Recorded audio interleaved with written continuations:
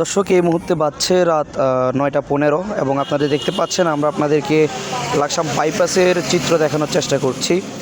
সরকারি নির্দেশনা মোতাবেক যেখানে সন্ধ্যা 7টার ভিতরে সকল প্রকার মার্কেট, শপিং মল সব কিছু বন্ধ করার নির্দেশ রয়েছে, শুধুমাত্র খাওয়ার দোকান বা হোটেল, ফার্মেসি এগুলো ছাড়া। এই যে দেখেন, একটা মোবাইল দোকান, এই মার্কেটে সবগুলোই মোবাইল দোকান।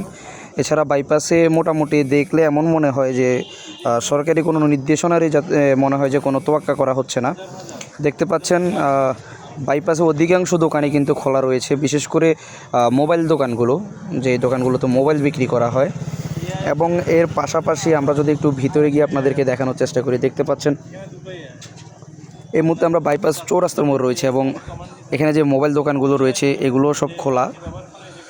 এবং আর একটু সামনে যদি আমরা এগিয়ে যাই, এবং এটি হচ্ছে লাকসাম পাইলট স্কুলের সামনের যে মার্কেটটি, এখানেও দেখতে পাচ্ছেন অধিকাংশ জুতা দোকান, চশমা দোকান বিশেষ করে খোলা, এবং এগুলোতে প্রচুর পরিমাণে লাইটের ব্যবহার করা হয়। এই বিষয়ে দ্রুত প্রশাসনের নজর দেওয়া জরুরি বলে মনে করছে সবাই। বৃহত্তর লাকসামের সর্বশেষ সংবাদ দেখতে চোখ রাখুন লাকসাম টিভিতে।